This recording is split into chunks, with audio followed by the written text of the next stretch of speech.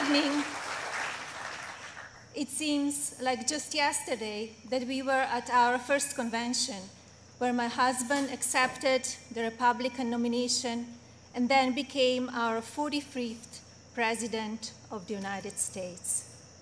Yet the energy and enthusiasm for who should lead this nation, it is real today as it was 4 years ago. I know I speak for my husband and the entire family when I say we have not forgotten the incredible people who were willing to take a chance on the businessmen who had never worked in politics.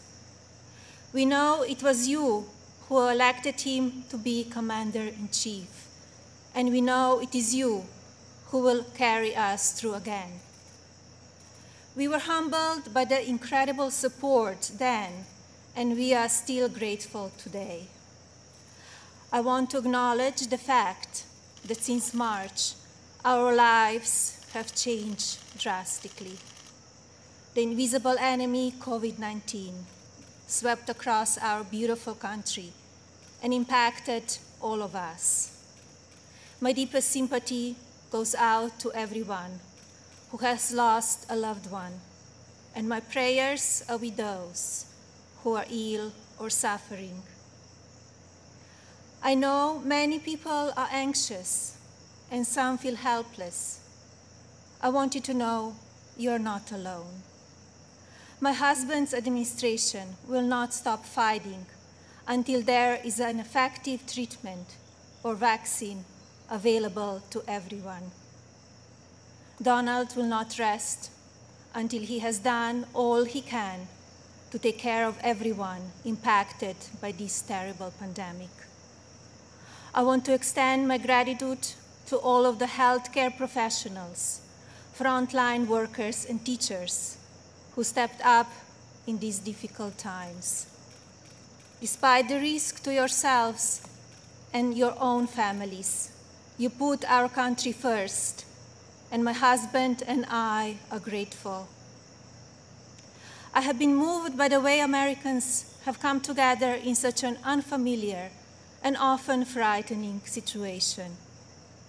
It is in times like this that we will look back and tell our grandchildren that through kindness and compassion, strength and determination, we were able to restore the promise of our future.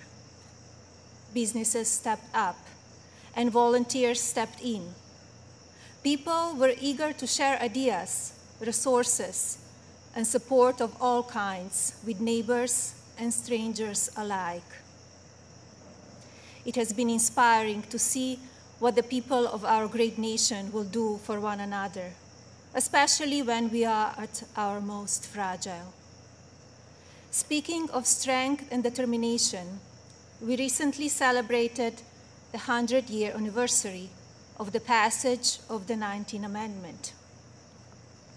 Yesterday, on the North Lawn of the White House, we unveiled an exhibit dedicated to women's suffrage. The exhibit called on children from across the country to send art honoring the meaning of this important time in women's history. When I was judging the entries, I reflected on the impact of women's voices in our nation's story, and how proud I will be to cast my vote again for Donald this November. We must make sure that women are heard and that the American dream continues to thrive. Growing up as a young child in Slovenia, which was under communist rule at the time, I always heard about an amazing place called America, a land that stood for freedom and opportunity. As I grew older, it became my goal to move to the United States and follow my dream of working in the fashion industry. My parents worked very hard to ensure our family could not only live and prosper in America, but also contribute to a nation that allows for people to arrive with a dream and make it reality. I want to take the moment to thank my mother and father for all they have done for our family. It is because of you that I'm standing here today.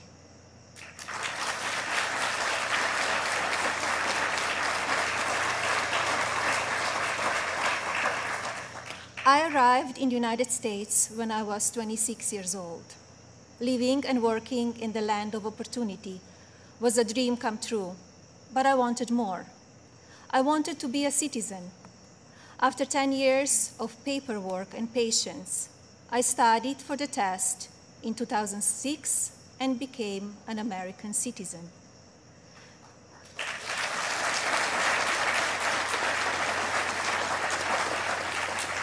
It is still one of the proudest moments in my life because with hard work and determination, I was able to achieve my own American dream.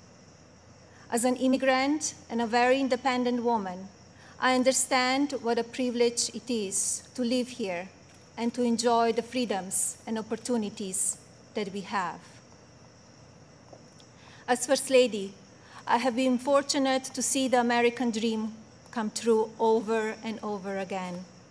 I have met many inspiring women, children, parents, and families who have overcome life-changing issues that include addiction, homelessness, family members who are ill or have passed away, abuse of all kinds, and many other challenges that would make most people give up.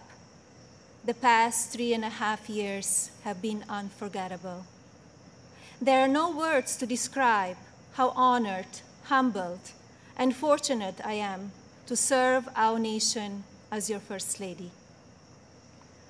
After many of the experiences I've had, I don't know if I can fully explain how many people I take home with me in my heart each day. From brave soldiers who give up so much so that we can be free, to children of all circumstances who I have met around the world. Thank you for inspiring me. It is my greatest honor to serve you. When I speak to members of the military, despite sacrificing time with their families, experience the fear of war or suffering loss, they have no regrets about serving our country. The same goes for their families and the families of first responders who often watch their loved ones walk out the door, not sure if or when they will come home. When I speak to families who have lost someone, the pain mixed with pride I hear in their voices is something I think about often. So thank you to all who serve our country in the military and as first responders. And thank you to the families who wait for them. You are our heroes in your own right. I have also been moved by the many children and families I've spent time with at hospitals, schools, and other locations around the world. Children who are dealing with pain or illness that would break even the strongest adult. Parents who are grateful to wake up every day and see that their child is still alive. These families are a testament to what faith and medicine, strength and science can do. On my first international trip as First Lady, my husband and I visited places of great significance to the three major religions: Islam, Christianity, and Judaism. One special memory from that trip is of a young boy I had privilege of visiting while at Bambino Gesù Hospital in Rome, Italy. While there, I read the little boy a story and learned that he and his family had been waiting for a heart for a very long time, and he had a grim prognosis. His situation brought my staff and me to tears, and we spoke of a little else as we flew to Belgium for the next part of our trip. Upon landing just a few hours later, we learned that a heart had been donated and would be going to the little one. I think about him often, along with so many amazing and strong young patients across our own country. More profound and sadly unavoidable examples of our country's strength and character have occurred in the communities that have been impacted by natural disasters. Hurricanes, tornadoes, and flooding may show the ugly side of Mother Nature, but in their aftermath, they can show us a beautiful side of humanity. My husband and I have visited many places that have been affected by natural disaster, and we are deeply moved by the strength of the people who have lost everything and the kindness of neighbors and communities. The common thread in all of these challenging situations is the unwavering resolve to help one another. I recognize the stories I just told about people who survive extraordinary circumstances.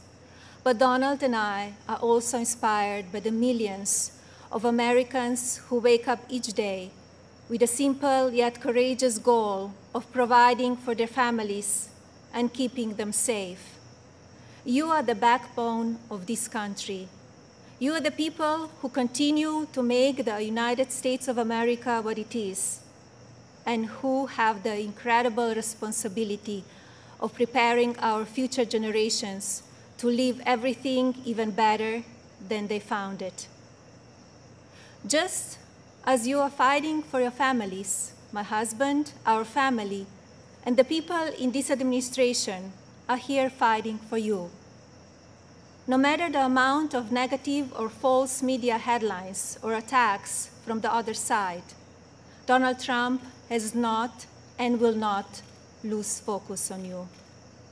He loves this country, and he knows how to get things done. As you have learned over the past 5 years, he is not a traditional politician. He doesn't just speak words. He demands action, and he gets results. The future of our country has always been very important to him, and it is something that I have always admired. In fact, it is to help ensure a better future for our next generation that I launched Be Best, my initiative to help children achieve their fullest potential. Be Best has one simple goal: teaching youth about the importance of their well-being, both mentally and physically. This also includes understanding online safety and the dangers of opioid and drug abuse. Through Be Best, my office and I have been able to highlight people, programs, and organizations that are doing extraordinary things in our country and around the world. I continue to believe that by shining a light on these positive examples, others across the country and globe will become inspired to do their part for our next generation. Helping children is not a political goal. It is our moral imperative. When I think back to a defining moment of Be Best, my mind goes to a trip I took to Africa. On that vast and beautiful continent, I was able to visit the countries of Ghana, Malawi, Kenya, and Egypt. One of those visits, in particular, had a profound impact on me. Ghana, on the coast of West Africa, was the first stop on my trip, and I experienced firsthand its warm people and their traditions. While there, I visited the Cape Coast Castle and learned more about the beginning of a cruel and often deadly journey in the era of the slave trade. I was horrified when I listened to the guide tell me so many inhumane stories, and I gained new perspectives. It is time in our history we must never forget, so that we can ensure that it never happens again. Like all of you, I have reflected on the racial unrest in our country. It is a harsh reality that we are not proud of parts of our history. I encourage people to focus on our future while still learning from our past. We must remember that today we are all one community comprised of many races, religions, and ethnicities. Our diverse and storied history is what makes our country strong, and yet we still have so much to learn from one another. With that in mind, I like to call on the citizens of this country to take a moment, pause, and look at things from all perspectives. I urge people to come together in a civil manner so we can work and live up to our standard American ideals. I also ask people to stop the violence and looting being done in the name of justice, and never make assumptions based on the color of a person's skin. Instead of tearing things down, let's reflect on our mistakes, be proud of our evolution, and look to our way forward. Every day, let us remember that we are one nation under God, and we need to cherish one another. My husband's administration has worked to try and effect change when it comes to issues around race and religion in this country. He is the first president to address a special session of the United Nations General Assembly to call upon countries across the world to end religious persecution and honor the right of every person to worship as they choose. He has made substantial investments in our historically Black colleges and universities. This president also continues to fight for school choice, giving parents more options to help their children flourish. My husband knows how to make a real change. From the day that I met him, he has only wanted to make this country the best it can be. For many years, I watched him grow concerned and frustrated, and I'm so proud to see the many things he has done in such a short time. America is in his heart. So while at times we only see the worst of people and politics on the evening news, let's remember how we come together in the most difficult times. And while debate rages on about issues of race, let's focus on the strides we have made and work together for a better tomorrow for everyone. Our administration has also devoted historic resources and produced life-saving results by raising awareness around opioid addiction and drug abuse, especially for children. When so often the headlines are filled with gossip, I want to take this moment to encourage the media to focus even more on the nation's drug crisis. This disease is one that affects everybody. It pays no attention to race, age, or socioeconomic status. Addiction has touched every part of our society in some way. And now, more than ever, we have programs and medicine to combat it. We just need to talk about it openly. And you, the media, have the platforms to make that happen. To the media industry and as a country, I ask that we all commit to helping in our fights against drug addiction by talking about it even more. Especially as we battle the COVID pandemic, we need to remember that suicides are on the rise as people who are struggling with loneliness and addiction feel they have nowhere to turn. Parents, please talk to your children. Teachers and caregivers, pay attention to signs of addiction. Lawmakers, pass legislation that allows those who ask for help to do so safely and without fear, and to provide resources for organizations that help people impacted by addiction. When the stigma is removed, people will no longer be ashamed to ask for help, and lives will be saved.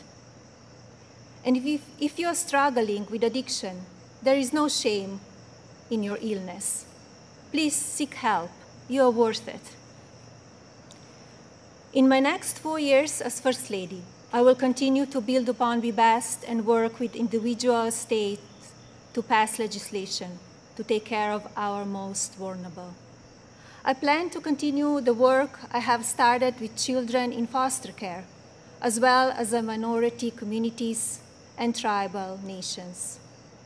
I want to ensure children are being protected and communities have the resources needed to combat drug addiction and child neglect or abuse. Like my husband and the administration, I will continue to encourage education that supports a child's individual needs. It is vital that children are given the building blocks to succeed. I also look forward to continue my work to restore the People's House, which is a lasting symbol of pride for our nation. I believe this iconic home needs to be cared for and preserved so it can be enjoyed by the people of this country and visitors from around the world for years to come. I'm passionate about this beautiful house, the grounds, and all they represent. And now, I have a special message for the mothers of this country. This modern world is moving so fast, and our children face challenges that seem to change every few months. Just like me, I know many of you watch how mean and manipulative social media can be.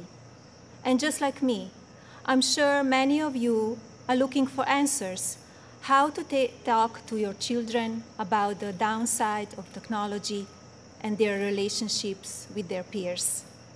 Like every parent in this country, I feel there are so many lessons to teach our son and responsibilities as his mother, but there are just not enough hours in the day to do it all.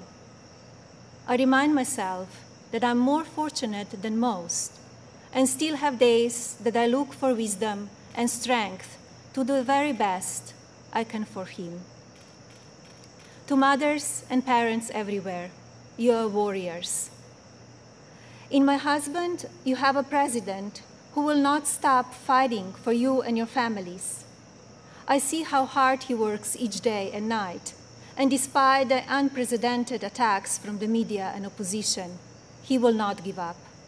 In fact, if you tell him he cannot be done, he just works harder.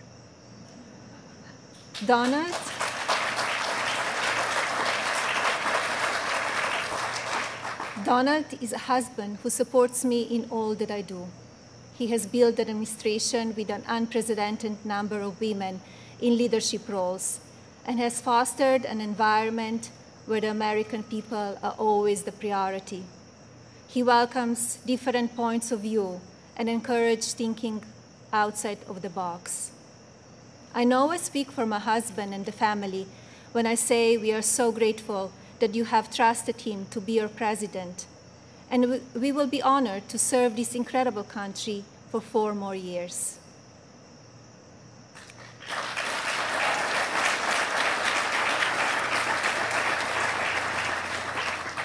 As you have heard this evening, I don't want to use this precious time attacking the other side, because as we saw last week, that kind of talk only serves to divide the country further. I'm here because we need my husband to be our president and commander-in-chief for 4 more years. He is what is best for our country. We all know Donald Trump makes no secrets about how he feels about things. Total honesty is what we as citizens deserve from our president. Whether you like it or not, you always know what he's thinking. And that is because he's an authentic person who loves this country and its people and wants to continue to make it better. Donald wants to keep your family safe. He wants to help your family succeed. He wants nothing more than for this country to prosper, and he doesn't waste time playing politics. Almost 4 years ago, we went into Election Day completely underestimated.